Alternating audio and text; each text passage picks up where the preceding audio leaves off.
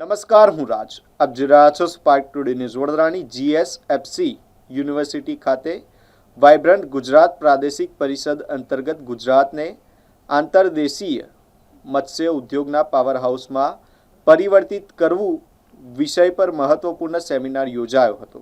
આ સેમિનાર દરમિયાન મત્સ્ય ઉદ્યોગ ક્ષેત્રે નવી રોજગારી અને વિકાસની તકો ઊભી કરવામાં આવી છે અને કુલ 70 કરોડના MOU કરવામાં આવ્યા છે.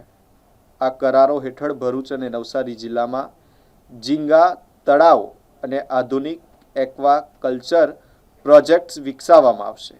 કાર્યક્રમમાં કેન્દ્રીય મત્સ્ય ઉદ્યોગ, પશુપાલન અને ડેરી તેમજ પંચાયતી રાજ મંત્રાલયના મંત્રી રાજીવ રંજનસિંહે જણાવ્યું હતું કે ગુજરાત પાસે જળ સ્ત્રોતોનું વિશાળ નેટવર્ક છે, જેનો ઉપયોગ કરીને રાજ્યને આંતરદેશીય મત્સ્ય ઉદ્યોગના ક્ષેત્રે અગ્રણી બનાવી શકાય છે. તેમણે ટેકનોલોજી અને ઉદ્યોગ સાહસિકોને પ્રોત્સાહન આપવાની જરૂરિયાત પર ભાર મૂક્યો હતો. સેમિનારમાં જણાવ્યું કે ગુજરાત પાસે 3.48 લાખ હેક્ટર જળાશય વિસ્તાર અને વિશાળ નદીઓ કેનાલોનું નેટવર્ક છે, જે મત્સ્ય ઉત્પાદન વધારવા માટે મહત્વપૂર્ણ આધાર બની શકે છે. નિષ્ણાંતોએ આધુનિક hatchery technology, cold chain system અને માર્કેટ લિંકેજ પર પણ વિશેષ ચર્ચા કરી હતી.